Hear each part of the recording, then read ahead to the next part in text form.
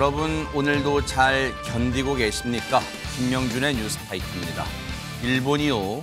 조금 전인 오후 1시부터 후쿠시마 오염수를 방류하기 시작했습니다. 중국은요. 일본 수산물 수입을 중단하고 강력히 항의했는데요. 멀리 떨어져 있어서 그런지 미국은 태평양이 아니라 태평해입니다. 우리 정부는 문제는 없지만 찬성은 아니라는 입장인데요.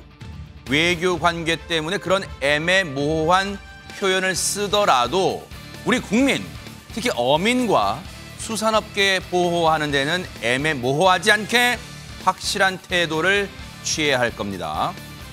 8월 24일 목요일 김명준의 뉴스파이터 이제 본격적으로 시작해 보도록 하겠습니다.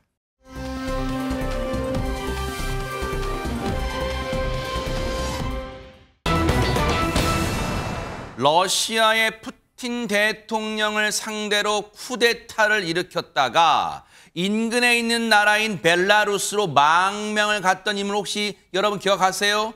바로 프리고진이라는 인물인데 혹시나 또는 불안했는데 세상에 사망했다는 소식이 타전됐습니다. 먼저 그 전에 있었던 이 쿠데타 당시의 이 상황 좀 보시고 이어가 보도록 하겠습니다.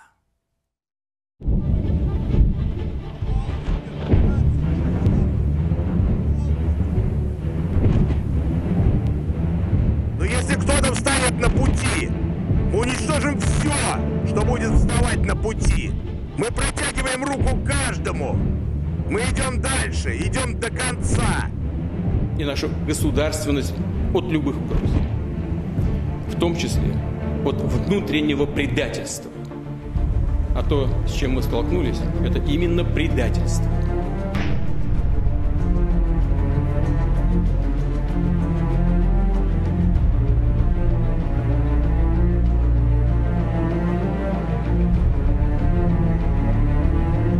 Мы разворачиваем свои колонны и уходим в обратном направлении в полевые лагеря согласно плану.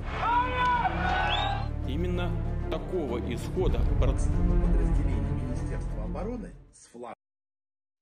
사실 저때 전 세계가 주목했어요. 왜냐하면 그 오랫동안 철권 통치를 하던 푸틴 대통령의 뭔가 시대가 끝나는 건가? 물론 올바른 방법은 아니었지만 그랬는데 어쨌든 모스크바 크렘린궁 코앞에서 전격적으로 이 부대를 돌렸어요. 회군을 했어요. 그리고 이 프리고진이라는 사람은 벨라루스로 망명했는데 안진용 기자님, 당시 망명했을 때도 암살 설득이 막 제기됐는데 그때도 자신의 건재함을 드러냈던 프리고진이었잖아요. 네, 그런 상황 속에서 현지 시간으로 어제 오후 5시 30분쯤 러시아 서부 트레비 지역 쿠젠키노 마을에 여객기가 추가 추락했습니다. 어허. 모스크바에서 상트페테르부르크로 가는 항공기였는데 어허. 승무원 3명을 포함해서 탑승자 10명, 전원이 사망했습니다. 그런데 러시아 항공당국에서는요.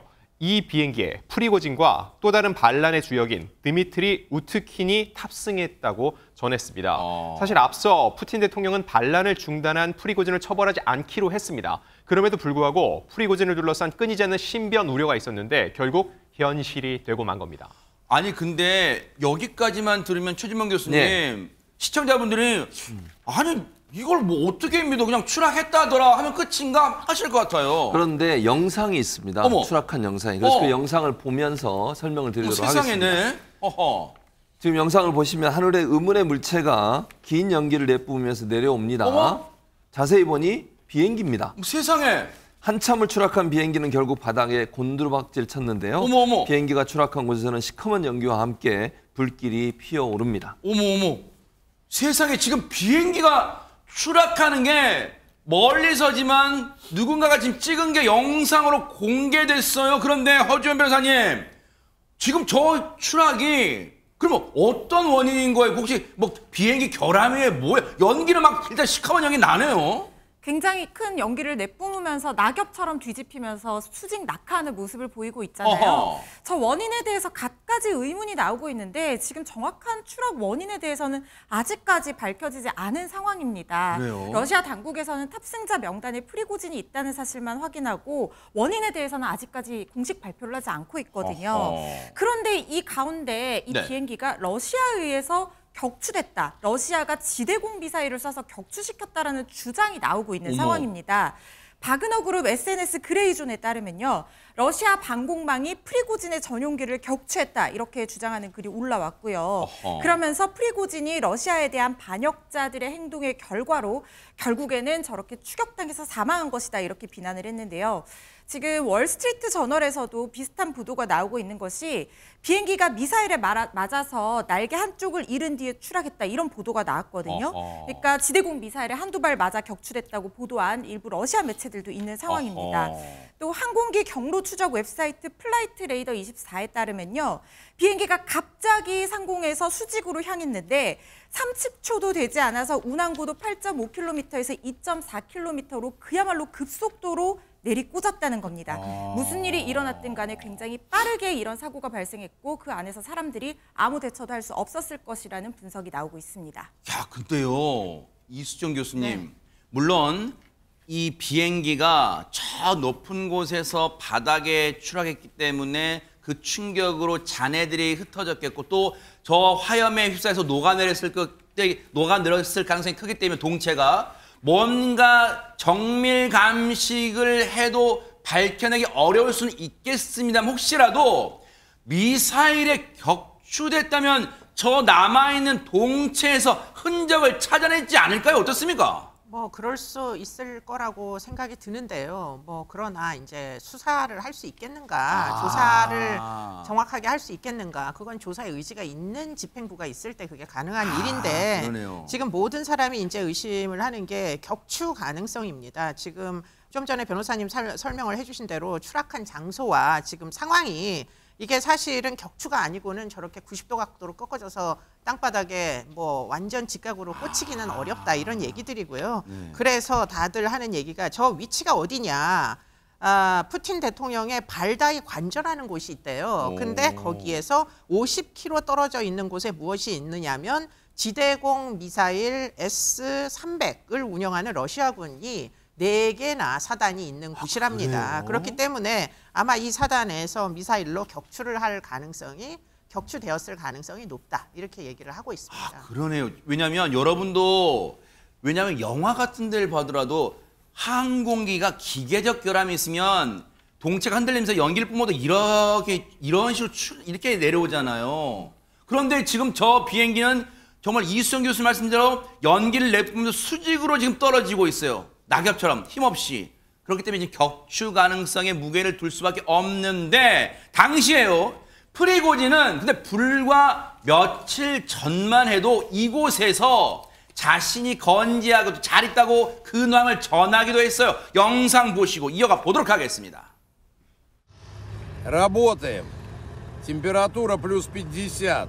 Все как мы любим. ЧВК «Вагнер» проводит РПД. Делает Россию еще более великой на всех континентах. А Африку еще более свободной. Справедливость и счастье для африканских народов. Кошмарим ИГИЛ, Аль-Каиду и других бандосов. 저렇게 건재함을 드러냈을 때 세계 만방의 영상으로 알렸을 때가 지난 21일이에요. 오늘이 24일이니까 불과 사흘 전이에요. 그런데 지금 일각에서는 그런 생각이 들어요. 최전봉 교수님. 네. 그래도 한때는 우리가 그때 이 쿠데타가 일어났을 때 전 세계가 이런 보도를 했잖아요. 한때는 푸틴과 절친이었을 정도로 요리사도 했을 정도로 절친이었던 두 사람이 왜 이런 일이 벌어진 거예요? 일단은 그러니까 제가 볼 때는 이익관계 충돌이라고 보는데요. 그건 나중에 설명드리기도 하고 일단 이 사람이 누구냐면 1981년도 20살 때 이미 강도 사기 혐의로 9년간 징역을 살았던 사람이에요. 그래요? 복역을 했던 사람이에요. 그래서 이미 20살 때 이런 범죄 때문에 복역을 했었는데 네. 소련이 붕괴가 될 당시에 1990년대에 출소를 합니다. 출소하고 나서 요식업이 뛰어들어요. 근데 처음에는 핫도그 장사를 합니다. 근데 이게 잘 돼가지고 네. 핫도그 장사를 통해서 돈을 많이 벌게 되니까 고급 레스토랑을 열게 되고요. 여러 개의 지점을 갖게 돼요. 그 중에 한 곳에 누가 오느냐? 바로 푸틴 대통령이 방문합니다. 당시에는 푸틴 대통령이 지방의 관료였어요. 하급 관료. 하급 관료였는데 아마 우연히 그 식당에 들어온 것 같고 식당에서 맛있다고 느낌을 받았고 그리고부터 프리고진과 친해지게 된 거예요. 푸틴이 나중에 정권을 잡고 나서 이 사람을 데리고 들어갑니다. 크렘린궁에. 네. 그래서 푸틴의 요리사로 불리게 되고요. 그때부터 친분을 쌓게 됐고 2014년도에 이 사람이 이제 민간 용병 그 기업 바그너 그룹을 창설하게 되고 그러면서 이제 아마 제 생각엔 푸틴이 옆에서 많이 도와줬을 거예요. 예를 들면 뭐 일이나 전쟁을 이 사람한테 맡기고 세금으로 이제 돈을 줘야 되잖아요. 일을 맡기게 되면 그러면서 점점 프리고진의 바그너 그룹이 커졌을 가능성이 있다. 그리고 그래서 그 당시에 러시아가 전쟁하는 여러 전쟁에 참전을 했었습니다. 왜냐하면 시리아, 리비아, 수단 등 각국에서 일어나는 러시아와 다른 나라의 전쟁에서 용병으로 참여해서 여러 가지 전쟁을 수행을 했고요. 그때 이제 신임을 얻게 됐는데 문제는 언제부터 시작되냐면 이제 지난 5월에 문제가 시작이 돼요. 5월에 수뇌부를 겨냥해서 군 수뇌부, 러시아 군 수뇌부를 겨냥해서 비판을 합니다. 뭐라고 얘기냐면 인간 말종이다. 아이고. 너희들은 지옥에서 불탈 것이다.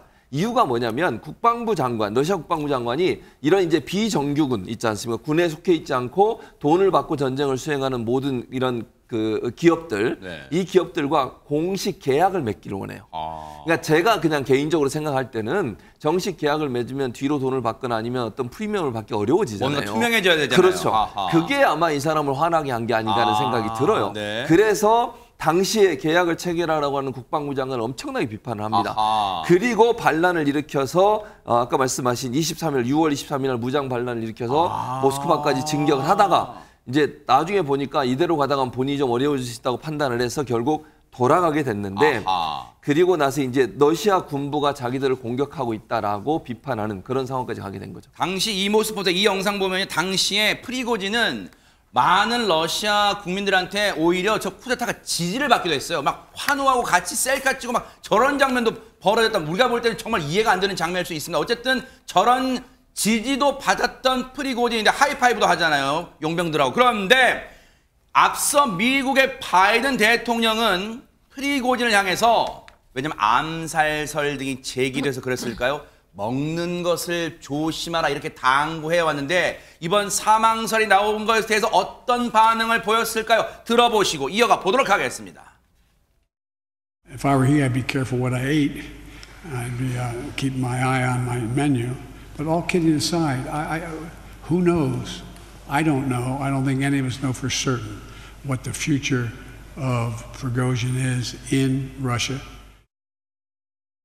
최두문 교수님, 네. 지금 실제로 어떤 일이 일어난지는 모르지만 놀랍지는 않다. 글쎄 이 반응은 뭔가 프리고진의 신변에 위해가 가해질 걸 뭔가 알고 있었다 이런 뜻이에요? 그런 뜻이죠. 그러니까 푸틴 같은 경우에 장기 집권을 하고 있잖아요. 지금 심지어는 예전에는 한번 자기 대리인을 내서 뒤에서 수렴 첨정을 할 정도였어요.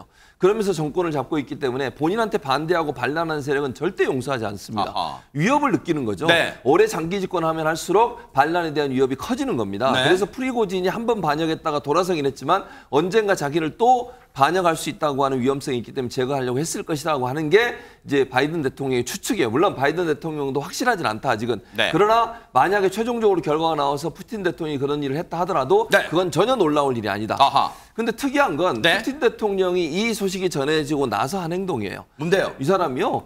이거 지금 프리고진이 탄 비행기가 추락했다. 이 소식의 뉴스가 나간 뒤에 음악회에 참석을 합니다. 그리고 음악회에서 지금 저 장면인데요. 축사도 합니다. 그래서 아주 태연한 모습을 보여주고 있는 건데 이런 모습을 보면서 푸틴이 얼마나 뭐랄까요 그 정적에 대한 제거나 이런 부분에 있어서 태연한가 하는 부분 이런 걸 보여준다고 하는 그런 비판도 받고 있는 상황입니다. 네. 근데 이게 생각해 보니까 허준 변호사님, 푸틴 대통령이 푸틴이라는 사람이 자신에게 반기를 드는 이른바 정적들을 제거했다는 게 한두 번이 아니잖아요. 맞습니다. 프리고진이 회군을 했을 때 사실 프리고진에 대한 어떤 신변 보호를 우려하는 목소리들이 많았던 게 말씀하신 것처럼 푸틴이 자신의 어떤 대해서 비판적인 입장을 내거나 목소리를 내는 어떤 영향력 있는 인사들이 일단 의문사를 했기 때문에 이 의문사의 배경에 푸틴이 있는 것이 아니라 이런 의혹들이 계속해서 제기가 됐었거든요. 2006년 10월에요. 야권 지도자이자 이 러시아군의 체첸 주민 학살에 대해서 비판적인 목소리를 냈던 언론인 안나 폴리콥스카야가 아파트 계단에서 총을 맞아 사망한 사건이 있었습니다. 어허. 그때도 푸틴이 배후에 있는 것이 아니냐 이런 얘기가 나왔었고 또 같은 해 11월에는요. 이게 제일 유명한 사건 중에 하나인데 홍차 독살 사건이라고 해서 알렉산드르 리트비넨코 이 사람이 영국의 망명한 전직 러시아 연방보안국 요원인데요. 그래요? 호텔에서 전 동료가 건네준 홍차를 마시고 사망했는데 이 문제의 찻잔에서 방사성 물질 폴로늄이 발견이 됐는데요. 이 폴로늄은 자연 상태에서는 존재할 수 없는 물질이어서 세상에. 누군가 의도를 가지고 탄 것이 아니냐 이렇게 의심되는 그런 사건이 있었고요. 아니 이거 뭐 그 첩보 영화 같은 그런 내용이잖아요, 진짜. 이게 영화에서나 볼 법한 일이 현실적으로 지금 세상에. 세계에서 일어나고 있었던 어허. 거예요. 이뿐만이 아닙니다. 2013년 3월에는요. 영국으로 망명한 러시아의 신흥 재벌 보리스 베레조프스키가 의문사를 했는데 런던의 부촌에 있는 자택의 욕실에서 사망을 했는데요. 어머. 이 사람은 자동차가 폭발하는 등 여러 번 이 목숨에 위협받는 위기를 넘겼던 죽을 거면 막 사람이에요. 넘겼단 말이에요. 그랬는데 결국에는 런던에 있는 자택의 욕실에서 사망을 했던 그런 사건이 있었고요. 2015년 2월에는 보리스 넴초프 이분은 이 푸틴의 어떤 정적으로 굉장히 최대의 정적으로 유명했던 야당 지도자였는데 그 안에 총에 맞아서 암살당하는 사건이 있었고요. 네.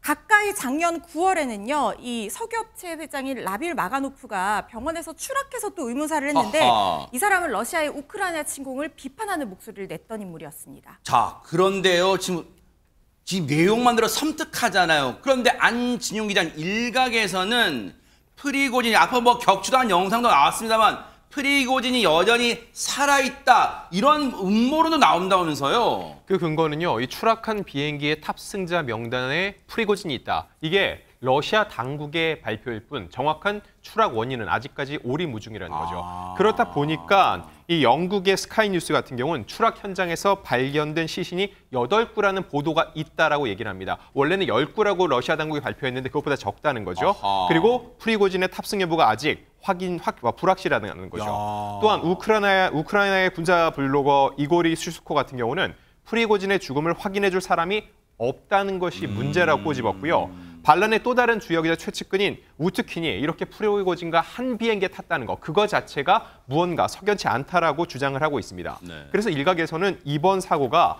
프리고진이 오히려 크렘군 궁의 시야에서 벗어나기 위해서 본인이 죽은 것처럼 자작극을 벌인 것이 아니냐 하는 음모론이 제기되고 있는 겁니다. 자작극 여부는 아마 조만간 드러날 수도 있어요. 일단은 전 세계가 지금 프리고진의 사망 소식에 또 다시 주목하고 있는데 이 문제는 정말로 음모론일지 아니면 진짜 어딘가에 짠 하고 다시 나타날지 프리고진이 정말 관심 있게 눈 부릅뜨고 또 추이를 지켜보도록 하겠습니다.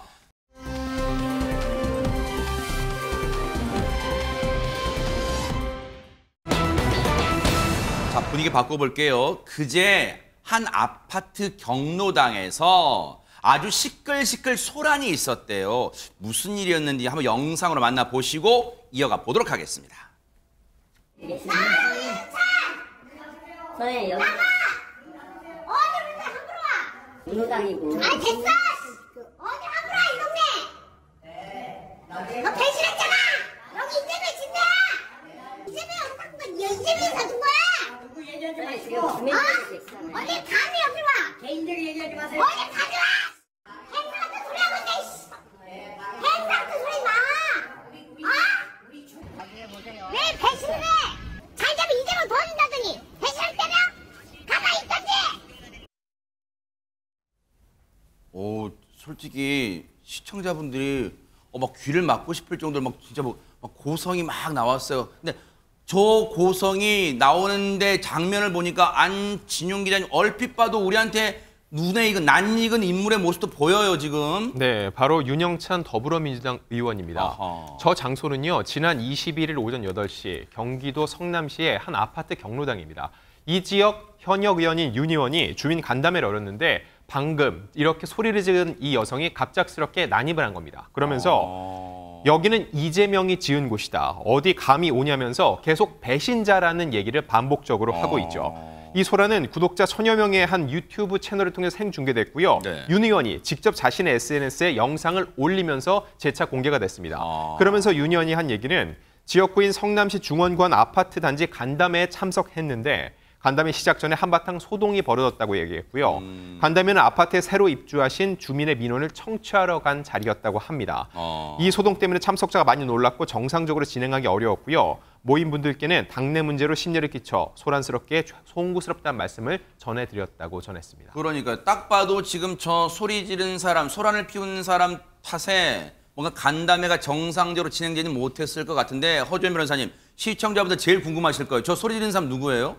이른바 개혁의 딸, 개딸로 지금 추정되고 있는 상황입니다. 저 영상 속 여성이 50대에서 60대로 추정이 되는데 현근택 부원장, 궁극적으로는 이재명 민주당 대표의 지지자인 개딸이 아니냐 이렇게 추정되는 이유가요.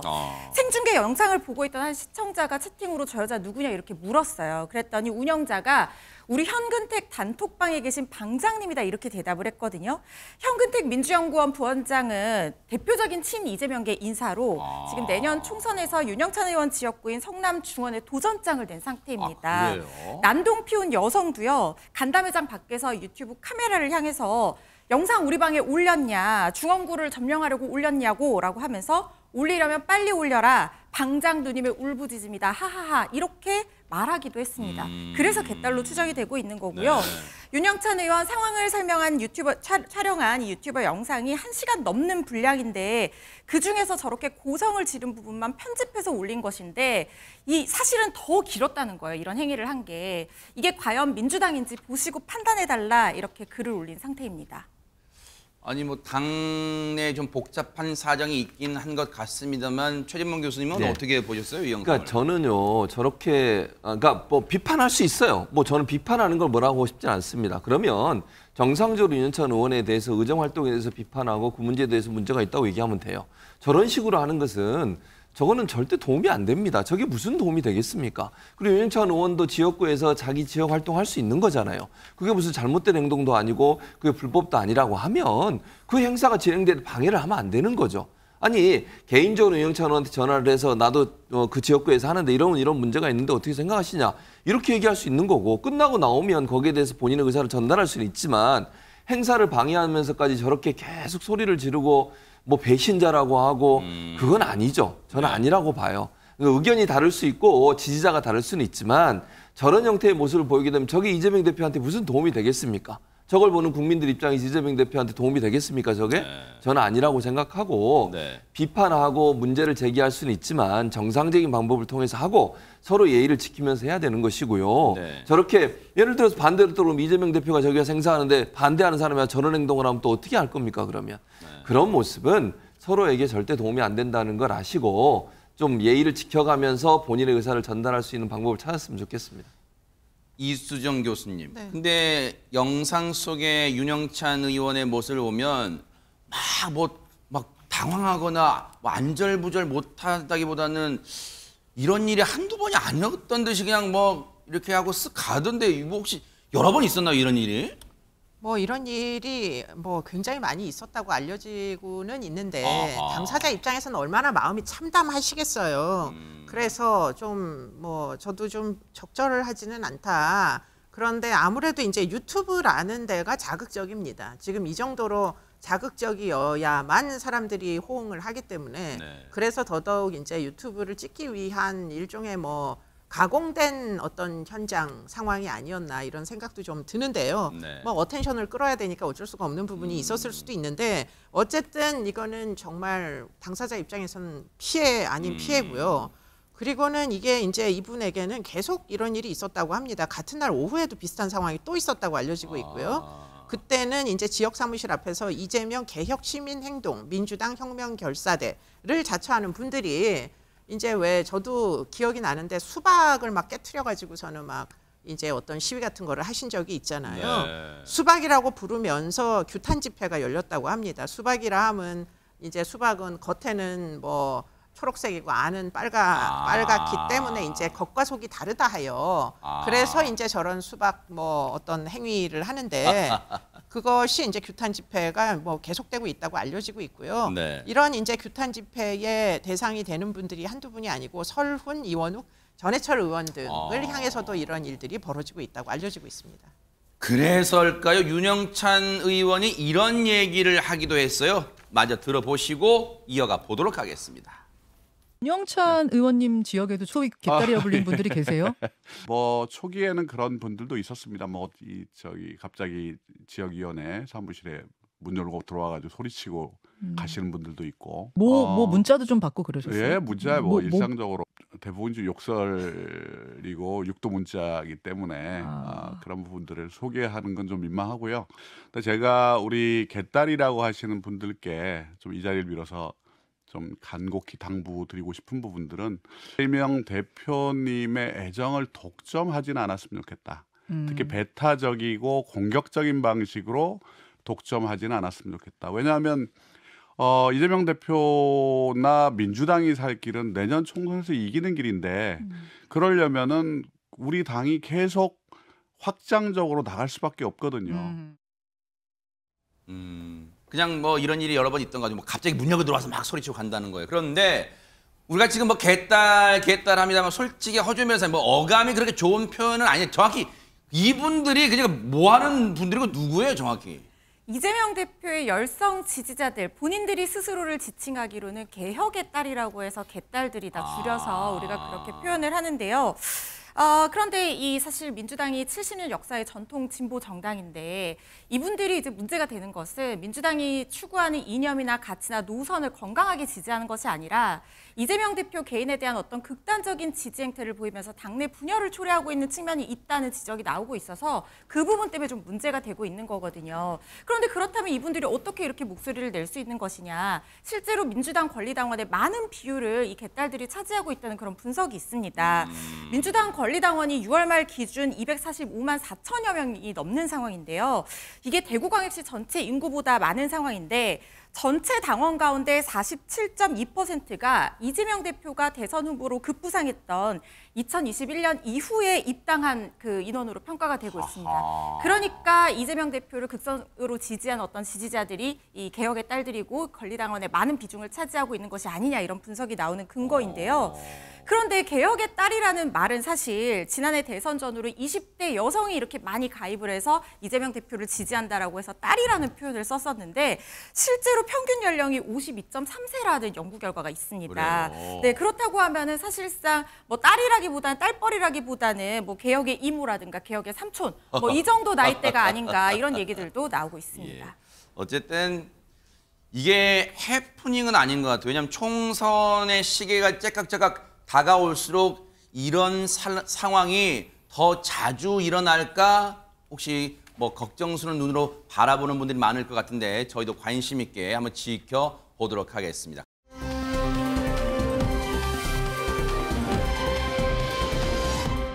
그런가 하면 며칠 전에요. 요즘 뭐 중고거래 많이 하시니까. 근데 그 중고거래 사이트에 올라왔던 게시글 하나가 지금 논란이 되고 있다면서요. 안진용 기자님. 네, 지난 21일입니다. 중고거래 사이트에 대통령의 추석 선물을 팔겠다는 글이 올라왔습니다. 금액은 30만 원으로 딱 정해져 있었고요. 그리고 거래 희망 장소는 서울 여의도의 지하철 국회의사당으로 구체적이었습니다. 게다가 이 판매자는요. 지금 구매하면 집으로 택배 가능하다. 수령지를 변경해 보내드리겠다 했고요. 그리고 이 부분이 중요합니다. 아직 안 와서 품목은 미정이다. 내가 물건을 팔 건데 무슨 물건인지는 모른다는 황당한 글이었습니다.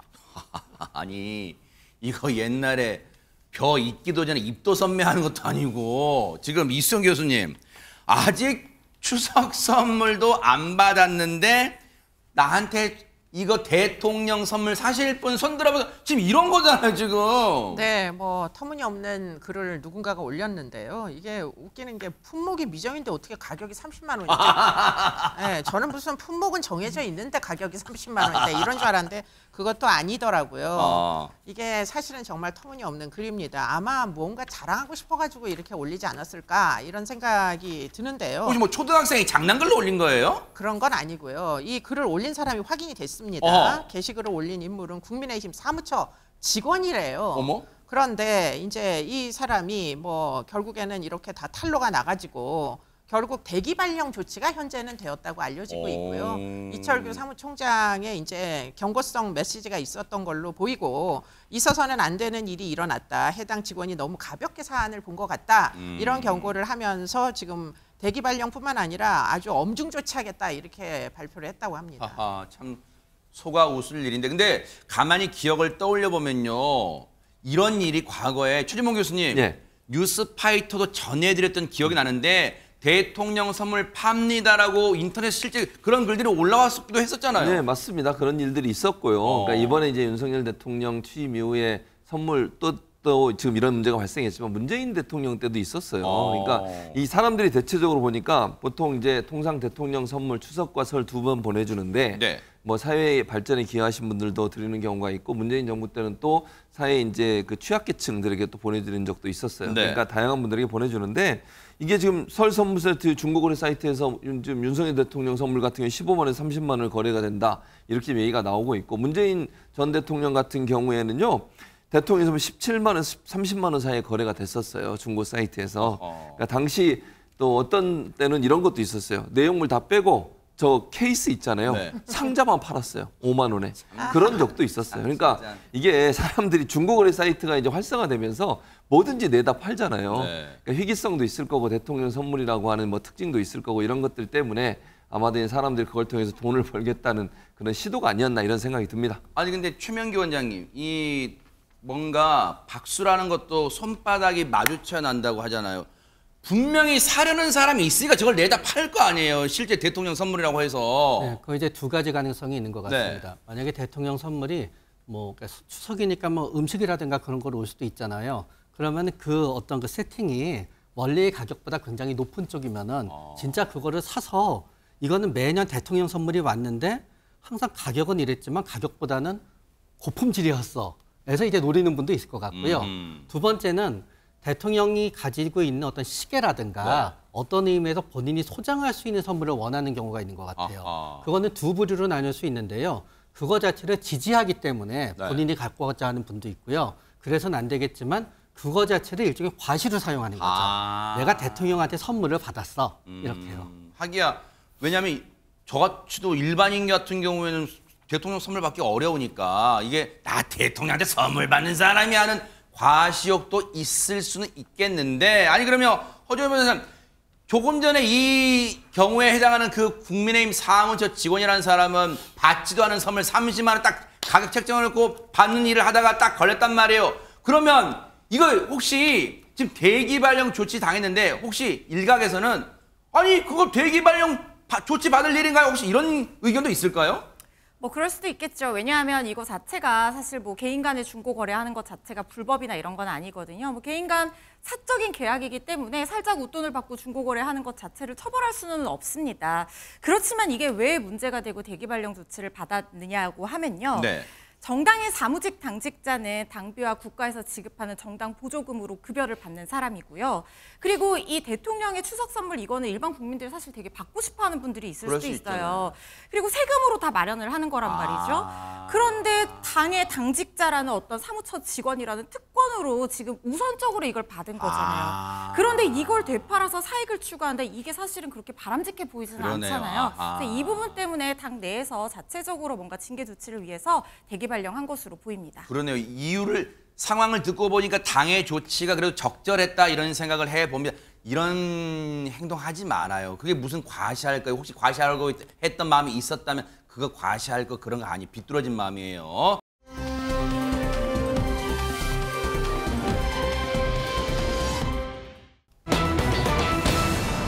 자 분위기 바꿔볼게요. 최근에 이제 개봉을 얼마 앞두지 않은 영화가 있어요. 근데 그 영화 공포 영화인데 그 공포 영화 개봉을 앞두고 이 한 지역이 지금 들썩들썩 하고 있답니다. 영상으로 만나보시고 이어가 보도록 하겠습니다.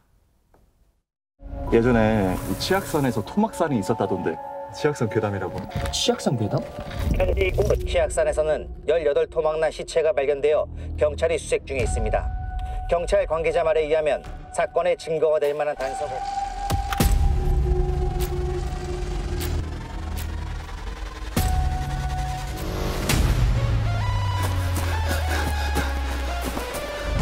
먹고 있어. 여기서 나가야 돼.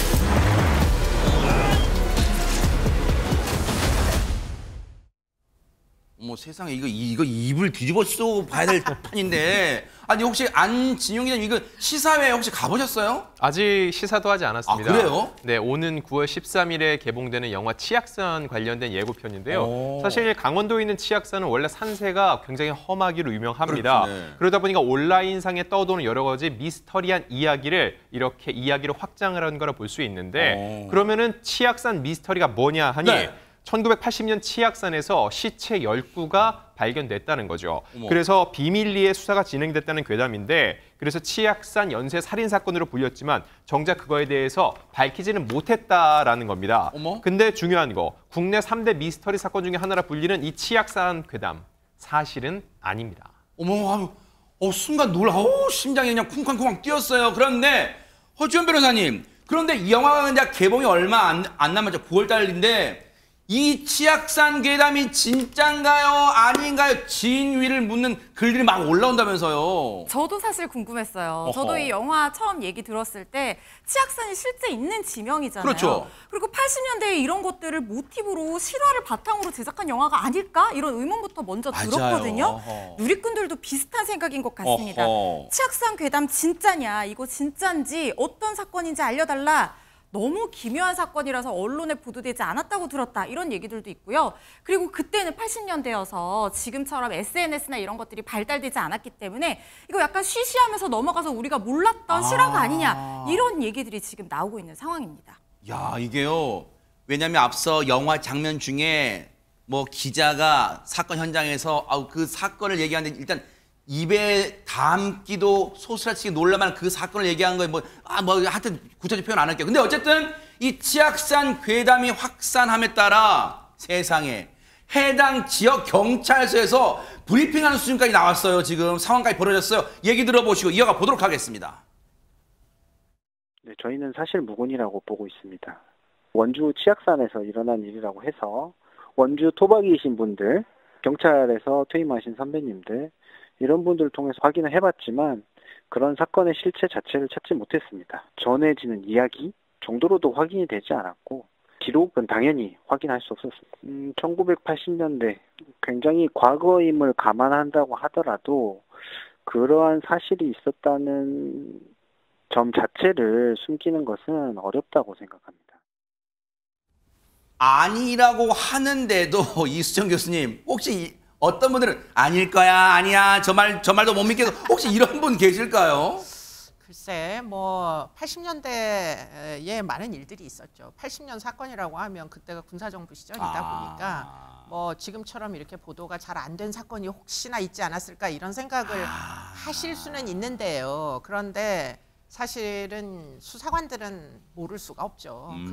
뭐 아무래도 실무 현장에 있던 사람들이 그러네요. 없다고 하면 없는 사건임에 틀림이 없는데 그런데 지금 이게 이제 수면 위에서 이렇게 뭐 회자되고 있는 이유를 곰곰이 생각을 해보면 이게 아마 관악산 등산로 사건과 좀 이 공포심이 공유되는 거 아닌가. 아무래도 이게 이제 산이 위험하다 이런 인식들이 이제 퍼지다 보니까 지금 영화가 우연히도 이 시점에 이제 등장을 하게 되면서 사람들이 이 치악산 또 무서운 거 아니야? 이런 생각들을 하는 것 같아요. 아니 근데 오죽하면요 공익 광고에도 팩트 체크 하셨습니까? 이런 광고가 있을 정도인데 아니 근데 왜 사람들이요 최명규 원장님 이런 괴담에 좀 집착한다고 할까? 왜 괴담에 이렇게 관심을 갖는 거예요?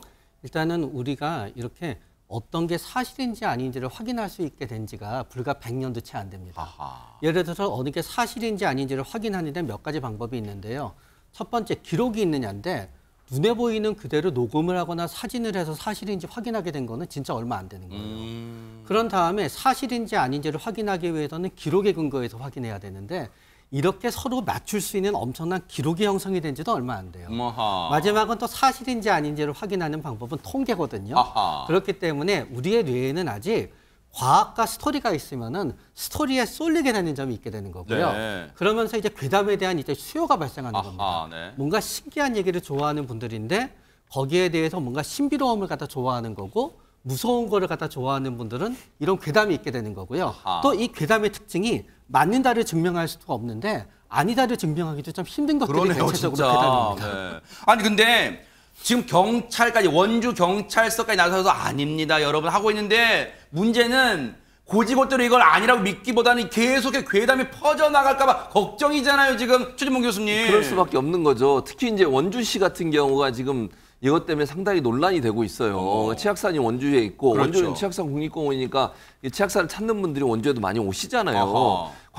관광지고 그렇죠. 이런데 지금 이제 원주시에 있는 분들 중에 많은 분들이 우려를 하는 것은 이미지가 안 좋아진다는 거죠. 그러니까 실제 사건도 일어나지도 않은 사건을 마치 치악산에서 일어난 것처럼 얘기를 해버리면 치악산을 올라가는 사람들이 좀 두려울 수도 있고 또 오르기를 꺼려할 수도 있는 부분이 있지 않느냐 이런 문제를 좀 제기하고 있고요. 그래서 제작사와 직접 만나서 치악산 원주에 관련된 분들이 뭐라고까지 제기를 했냐면 영화 처음 시작할 때 이건 사실이 아니고 허구인 내용입니다. 라고까지 자막을 좀 달아달라 이렇게까지 요청을 했대요. 물론 그건 아직까지 받아들였는지는 확인이 안 돼요. 그런데 원주시 측에서 그렇게 요청을 한 적이 있고요. 지금 인터넷상에서도 원주에 사시는 분들이나 일반인들이 이 문제 가지고 논란이 좀 많습니다.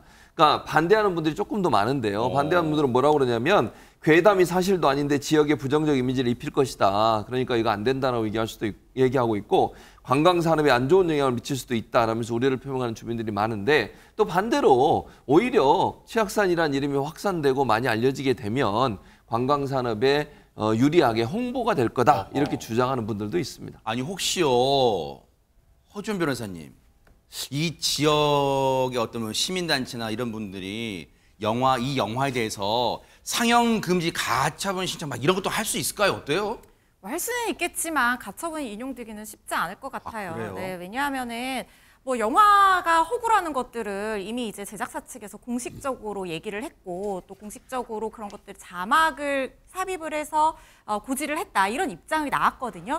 그렇기 때문에 이 상영금지 가처분까지 가기도 어렵지만 인용되기도 쉽지는 않을 것이라는 생각이 들고요. 이게 뭐 실제로 있었던 일을 가지고 했다 이렇게 됐을 때 더 문제가 될 수도 있겠지만 그 정도 상황까지 되지는 않는 것 같고요. 그리고 이게 또 더 문제가 됐던 게 뭐냐면은 이 감독이 이 포스터를 조금 잔인한 포스터를 개인 계정에 올려가지고 그 부분이 더 문제가 됐었어요. 근데 그 부분에 대해서도 감독이 공식적으로 사과를 했기 때문에 실제로 이게 또 어떤 반대 의견에서 봤을 때는 최진봉 교수님 말씀하신 것처럼 이 치악산 원주 자체를 홍보하는 어떤 영화가 될 수도 있는 거잖아요. 이게 허구라는 거 우리가 다 알고 있다면요. 그래서 뭐 법적 분쟁까지 가기는 좀 쉽지 않지 않을까 하는 생각이 듭니다. 이게 뭐 제작사 측에서 그런 거를 노렸을까라고 단언하거나 그렇게 생각하고 싶진 않지만 어쨌든 이른바 노이즈 마케팅은 딱 된 셈이잖아요. 지금 왜냐하면 뉴스파이터도 지금 치악산이라는 영화를 지금 치악산 괴담이라는 영화를 지금 얘기하고 있잖아요. 근데 특정 지역을 모티브 소재로 삼은 영화, 논란이 된 영화가 과거에도 여러 차례 있었어요. 그 장면들 좀 보시고 이어가 보도록 하겠습니다. 지금으로 들어가는 곤지암 병원. 들어가면 곤지암 공포증 지금 시작합니다. 이거 나올 것 같아. 빨리 나가야 된다고. 지금 일어나고 있는 진짜야. 몸은 그냥 미끼를 던져본 것이고 자네 딸내미는 그것을 확 물어본 것이고 무엇이 중요냐고 도대체가 무엇이 중요냐고 무엇이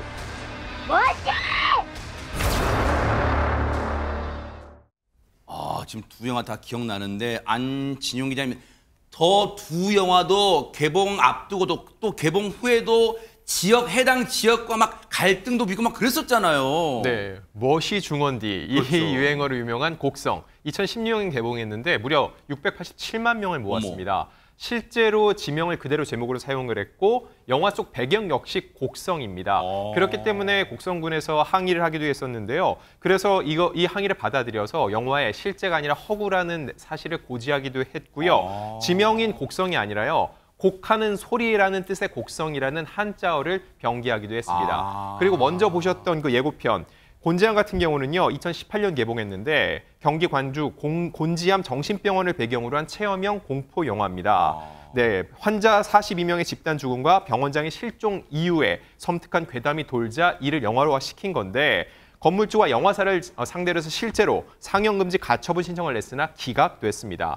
그리고 주민들이 제목 변경을 요구하는 서명 운동을 벌이기도 했는데 네. 결국 이 계속된 루머가 번지자 사유지임에도 불구하고 방문하는 일이 늘어났습니다, 오히려. 네. 그래서 지역 주민들의 원성을 높아지자 부지를 매각하고 해당 건물이 철거가 됐는데, 근데 반대로 생각해 보면은요, 당시 곡성의 경우는요, 곡성 군수가 오히려 우리는 그렇지 않다라는 역발상 인터뷰를 해서 많은 관광객들을 모으기도 했었거든요. 그래서 무조건 좋다 나쁘다라고 단정짓기는 쉽지 않을 것 같습니다. 어쨌든 중요한 건 치악산 괴담은 사실이 아니라는 거 분명히 뉴스파이터 통해서도 알려드렸으니까요. 거기에 현혹되는 일은 없기를 바라겠습니다.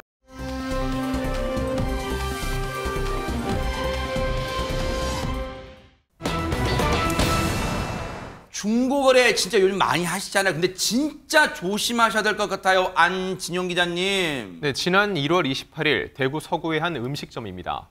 30대 남성과 40대 남성이 중고 거래를 위해 만났는데 40대 남성이 잠시 자리를 비운 사이 이 30대 남성 테이블 위에 있던 시가 1,200만 원 상당의 시계를 갖고 훔쳐 달아났습니다. 어머 세상에. 이 30대 남성 뒤쫓아온 40대 남성이 결국 붙잡혔는데요.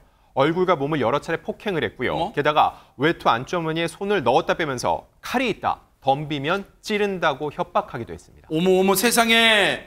우리가 진짜 이런 일이 언젠가는 일어날 수도 있다 우려를 했는데 세상에 어쩌면 진짜 중고거래하다가 이제 왜냐면 대면한다는 위험성이 있잖아요, 진짜. 그러니까요. 사실 이 중고거래가 개인 간 거래이기 때문에 편리한 점도 있지만 이런 위험성도 항상 도사리고 있으니까 정말 조심해야 될 것 같은데요. 30대 남성 강도 상해 혐의로 기소가 됐고 법원이 결국 징역 7년을 선고를 했고요. 세상에. 10년간 위치 추적 전자장치, 그러니까 전자발찌죠. 이 부착을 명령했습니다. 근데 오히려 일단 여기서는 제가 좀 속이 시원한 게 이 징역 7년은 딱 봐도 굉장히 무겁게 중하게 죄를 이 형을 내린 것 같은데 어떻습니까? 그런데 강도상해죄의 법정형이 최소형이 7년 이상이에요. 무기 또는 7년 이상 징역형으로 규정이 되어 있어서 사실 법정형으로 보면은 최저형으로 선고가 된 겁니다. 그래요? 그만큼 강도상해죄라는 것을 우리 법에서는 아주 무거운 죄로 보고 있다는 거예요. 그런데 이렇게 법정 최저형량이 선고된 이유는 재판부에서 이렇게 설명을 하고 있습니다. 일단 시계를 피해자한테 돌려줬다는 거예요. 네. 그리고 처음에는 그냥 절도 몰래 가져가려고 했는데 네. 이 피해자가 뒤따라오니까 뺏기지 않으려고 폭행한 점, 이런 점들이 참작이 됐고요. 네. 그리고 또 하나 굉장히 눈에 띄는 양형 이유가 있는데요. 출소한 뒤에 처음 만난 중학생 아들을 위해서 앞으로는 죄를 짓지 않고 성실하게 살겠다고 다짐하는 점을 양형 이유에 반영했다. 이렇게 설시를 했습니다. 어머나! 이게 지금 무슨 기가 막히고 코가 막힐 판결 지금 내용이에요? 지금 이 사람이 판결 내용을 보면, 판결문 보면 최진봉 교수님, 이 사람 전과가 있었다는 얘기예요? 전과가 있었어요. 강도치사죄로 징역 12년을 선고받고 징역을 살고 출소를 언제 했냐면 지난해 9월에 한 거예요. 어머? 출소를 했는데 그리고 나서 5개월 만에 또 범죄를 저지른 거예요. 그러니까 이제 아들 얘기가 왜 중학생 아들 얘기가 왜 나왔냐면 본인이 이제 저렇게 강도치사죄로 징역을 살고 있는 상태에서 아들이 태어난 거예요. 그러니까 아들이 이제 커가지고 10대가 된 거 아니겠습니까? 12년을 살았으니까. 그리고 나와서 처음으로 아들을 만난 거죠. 그랬으면 정신 똑바로 차리고 이런 일 하면 안 되는 거 아닙니까? 네. 그런데 정신을 안 차리고 또 이런 행동을 해가지고 아들과 또 헤어지게 생겼잖아요, 지금. 그런데 지금 출소하고 나서 중학생 아들을 위해서 열심히 살겠다고 다짐했다는 거예요. 그러면 이번에 이 또 씻을 수 없는 번제로 7년을 교도소가 살고 나오면 그 아들은 어머 이수정 교수 성인이 돼 있겠네요. 그러면 뭐 성인이 되어 있겠죠. 아무래도 7년이면은 지금 중학생이니까 뭐 한 만 13세라고 치면 그러면 거의 20살이 그러네요. 넘는 청년이 돼 있을 거 아니에요. 정말 아버지로서 이게 할 짓인가 하는 생각이 좀 드는데요. 네. 이 사람이 지금 7년형이 뭐 최저형량이다 이렇게는 얘기하고 있는데 전자감독을 10년을 했다는 얘기는 이게 전과가 한두 번이 아니란 얘기예요. 이게 10년씩이나 전자감독이 나오려면 정말 상습범 아니고는 이렇게 나오기 어렵습니다. 네. 제발 아드님 생각하셔서 이번에라도 꼭 갱생하시기 바랍니다. 그러니까 이번에는 정말로 새 사람으로 거듭나서 개과천선하는 걸 꼭 보도록 하겠습니다.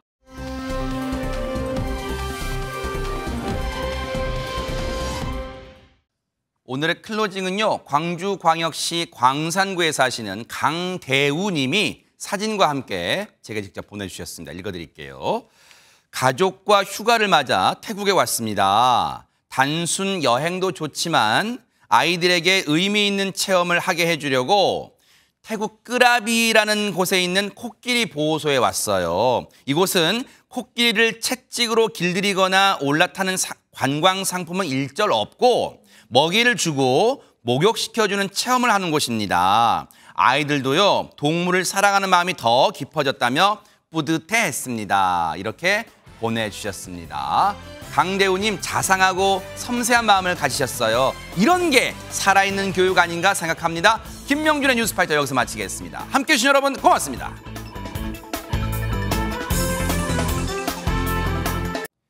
보고 계십니까? 대박 사건. 네, 안녕하십니까? 김명준입니다. 여러분과 함께하는 뉴스파이터. 다양한 소식과 뉴스를 보고 싶으시면 화면 오른쪽을 꾹 눌러 구독해 주시길 바랍니다. TV로도 유튜브로도 여러분께 한 발 더 다가가겠습니다. MBN 뉴스와 뉴스파이터를 사랑해 주셔서 고맙습니다.